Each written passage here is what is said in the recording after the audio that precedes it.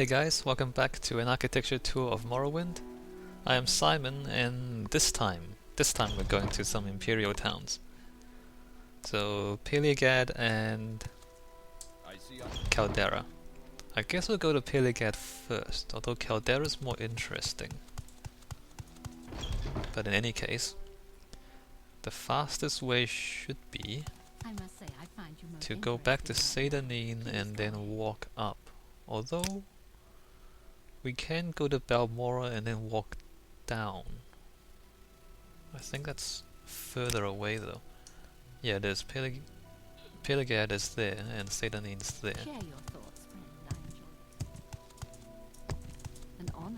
So far most of the towns we've been looking at are the Dunmar towns. And we've seen different cultures, right? We've seen the three great houses, which have very distinct styles. We have seen Vivek, which is another style.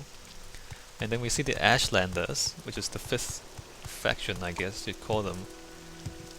I mean, in terms of their way of thinking, they are similar to House Ridderin, but of course they're not actually in a great house. They don't have... well, they're not civilized, let's just call it that. And by the way, civilized is an interesting concept. I mean, these days we think civilized is a positive thing, and the opposite, barbarian, is like a negative term. But civilized, I mean, it basically, the root of the word means people who live in cities. I mean, civic, in cities, these are the same ideas.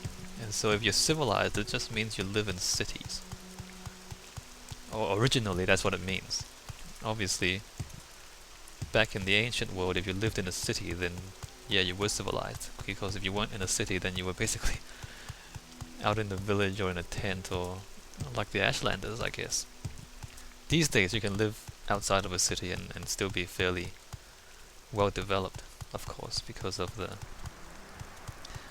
communications technologies and easier transport means, I mean, even if you live outside a city, you're not disconnected from the rest of the world. But back in the ancient days, if you lived outside of a city, then yeah, you basically were... well, usually you'd be disconnected from everything that's going on, or the politics, or the commerce, and all the intellectual developments. Anyway, let's not blabber on too much about that. So here we are in Pelagiad. This is an imperial town. As you can see, the buildings are very similar to half of Cyrodiil, I guess. You know, the rich half, the imperial half, the other half being the poor people. So we have some, I guess those are farmhouses. They're meant to be farmhouses, but there aren't that many farms. There's, you know, a few vegetables over there. And if you talk to them, that's the person who lives there, apparently. If you ask her my trade, she'll tell you she's a commoner, she does whatever. That guy is a Nord. And you can see that these soldiers are back. What shall we talk about? The pseudo-Roman guys. I don't know if you've been paying attention to the soldiers in the other towns, but they usually wear the bone mold armor, which is yellow. And they're the Dunmar, so, you know, each faction polices their own towns. And the Imperials are here policing their town. So we have the castle, and a tower. I'm not sure what that tower is for. A guard tower. So this town is, I guess it's dominated by this castle. And it's rather big compared to the rest of the town. It's almost half the town. Fort Pelagiad. The Imperial Dragon on the tapestry, and what we got here? The Imperial Cult Shrine. I believe we can go upstairs.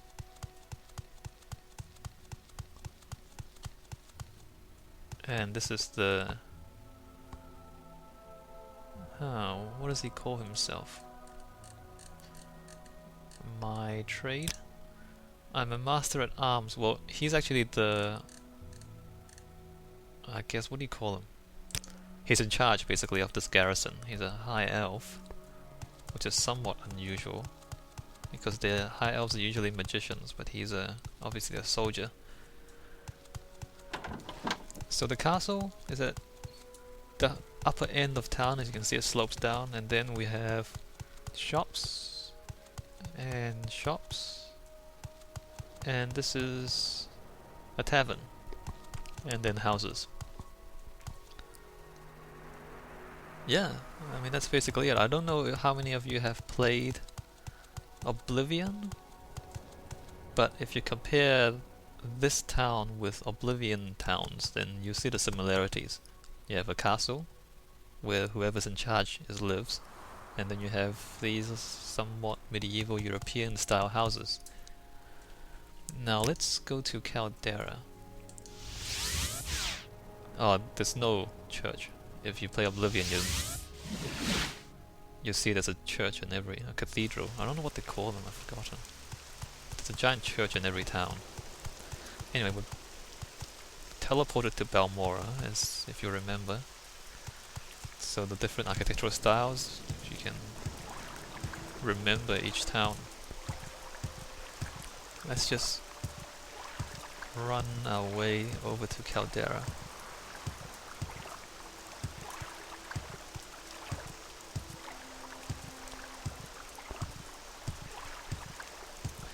So now Pelagiad, I'm not sure what the purpose of that town actually is. I mean, I guess you don't really need a purpose. But you know, a city or a town in real life, you know, they usually do something, and especially small towns, you might have an agricultural town or a mining town or an industrial town. Usually there's something for people to do. You know, the towns usually don't exist for no reason. And cities, well, cities often have more than one thing they do in a city. Some cities may be known for their banks and their commercial industry. Some cities might be known for their manufacturing or tourism or whatever. But you know, every town has an industry, I guess. And I guess some towns have a range of industries. Caldera is a mining town. Just to preface, the mine is back there in the mountains. So, and if you can, you can probably see straight away that Caldera is somewhat bigger, or at least the buildings are bigger than Pelagiad. So I guess there's more money here. There's a bit of a war, although you know wars don't do anything in this game because you can fly and teleport and do other things. So again, there's the houses. This is the tavern, I believe. Shank's Shovel. It's a tavern, or it's an inn. That's a trader. It's a shop. Let's see. That's a manor. It's a house. Quite a big house. That's a shop. That's a smith. You can see the helmet. The houses, and then a pawnbroker, and a mage's guild. Interestingly, there's a mage's guild. Well, that's a shop. The mage's guild is here. There's a mage's guild, but there's not a fighter's guild, which is unusual. But anyway, see these big gatehouses, although there's no gates, a wall, and then the castle. So again, this is the Imperial pattern, right? There's a castle, or a fort, and then there's the town. And you see this. See what's going on up here. The Governor's Hall. I think he's the governor. I'm not sure. I'm Cunius Pelilius. Oh, what a strange name. A principal and charter holder of the Caldera Mining Company. I cannot imagine why someone like you should think you have business with me, but I will listen. So Caldera Mining Company is chartered by the Emperor to extract ebony ore from rich underground deposits here. So yeah, basically it's a mining town. They mine ebony.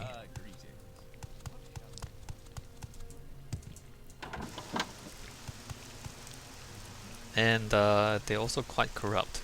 If you play the game, you'll find out about their corruption.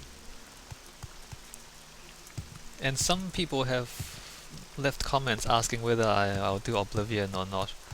And my reply to that is, I don't think the architecture in Oblivion is actually as interesting as Morrowind. If you've played Oblivion, you'd notice that all of the towns have the same pattern. The castle, the shops, houses, a church. Just like Caldera here, just like Pelagiad we were in earlier. But you don't have, the distinct cultures like the Hlalu, the Redoran, the Telvanni, and the temple. There's not the diversity and the distinct character of different towns. In fact, all of the towns look the same except for the Imperial City. And the Imperial City itself is somewhat problematic in its design. I mean, it's just not very realistic in my mind. But anyway, so the culture and the backstory and the architecture in that game is actually not as diverse and not as interesting as this game. I actually have a quest going. I meant to kill this guy and a few of his friends who are inside, but I won't do that. So this is the actual mine, or supposedly the actual mine. And again, it's the Imperial architecture. And also, the backstory is that this is part of the, I guess, the cultural tension between the natives and the Empire. Basically, the Empire are coming in and extracting the resources from Morrowind to sell back in, to transport back to the Empire, and there's a lot of corruption, and Hlalu are working with the Empire to try to get some of the money, and then the Redoran are not too happy about it because they're taking their resources, and the Telvanni are just, well, they're just weird. I think there's an ancestral tomb too. Yeah, so that's an ancestral tomb.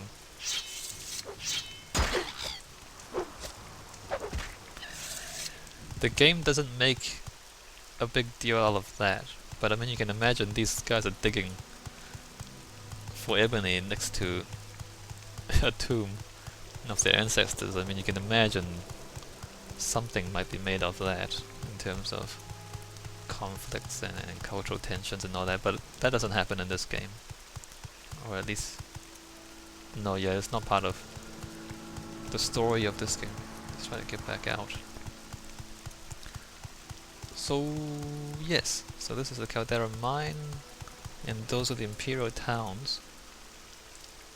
And the only Imperial presence, aside from a fort in each of the main towns. Oh, Ebonheart. I wonder if we should go to Ebonheart as well.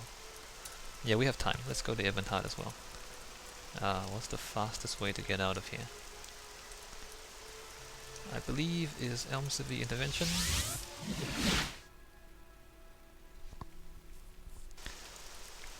So Cyrodiil, Ebonheart, Pelagiad, and Caldera are the 4 Imperial towns, I guess. Although Ebonheart, I don't know if you can call it a town or not. It's basically a fortress and a port.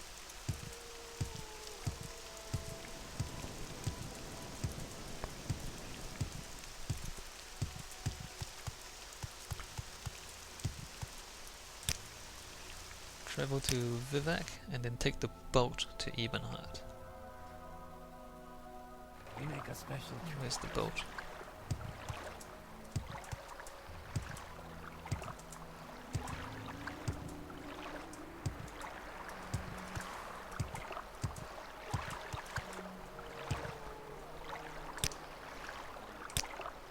So the Imperials, I mean, there's only one culture. Well, that's what I gather. So that's Vivek. That's Vivek's palace. That's the High Fane, and then the other cantons. This is Ebonheart. As I said, it's a port. You can see a few boats. They're not very big boats, I guess. And there's a fort over there. And these are the warehouses. North Warehouse, East Empire Company, so the Imperial colonial government in the eastern. It's I mean, I've said already, like, each faction have their own police and their own prison and their own... Oops, I don't mean to go in there. And their own power structures. A pleasure to meet you. It's actually quite a mess. Like, there are a lot of different power structures and authorities, and it's not clear who's in charge of who. It's almost like there's parallel governments. Each faction has their own government, and none of them are in charge of everything. So this is Argonian mission and Skyrim mission. I guess they'll be embassies. That's the Hawkmoth Legion garrison. That's the Imperial Legion garrison, and then here,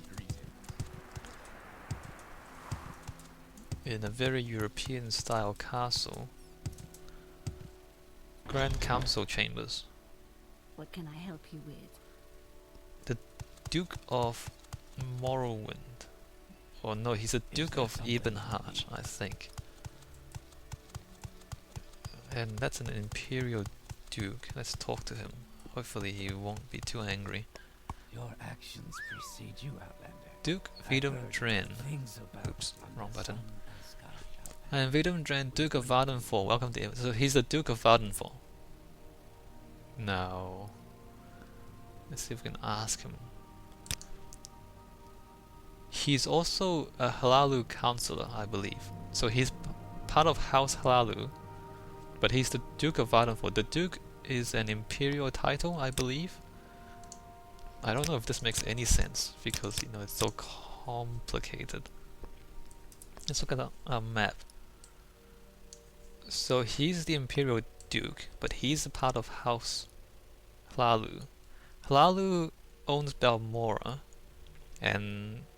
Ooh, Sauron, we'll go there later. And so this is their territory, basically. But he's a Duke of Vvardenfall, but then Vivek is the God Emperor of Vvardenfall, and leader of the temple. I mean, there's three of them. There's Almalexia and Sotter's Seal as well, but on Vvardenfall, I mean, he's their representative, so he's the leader of the Tribunal Temple. And then the Telvanni and the Redoran have their own power structures. So, I mean, who we don't know. We don't know who is the real leader of Morrowind or of Vvardenfall or of any place. You know, there's just all sorts of different people Go ahead, with various Outlander. titles, What do you need? which I think it makes the game quite interesting, right? You know, you don't even know who's in charge. You just know some people have power, and some people have soldiers, and some people have money. Whereas in Oblivion, there's the Emperor, and then each city has... What do they call them in that game? I can't even remember. But you know, the power structures are quite simple. Whereas here it's very confusing. Oh, architecture, that's what we're talking about. So architecturally, not very interesting. Shut up. Not very interesting, I guess. It's just a big castle. And I guess that shows the military might of the Empire. And then they are very strong militarily, according to the backstory. Yep, I believe that's it for this video. Next video, I don't know what to show actually. I guess I'll show some of the smaller Hlaalu towns. Hlaod, Narmok and Sauron. And then after that I can show some more Telvanni towers. And then strongholds, maybe Daedric ruins, maybe... Okay, there's plenty more to see. Alright, I'll see you guys in the next video.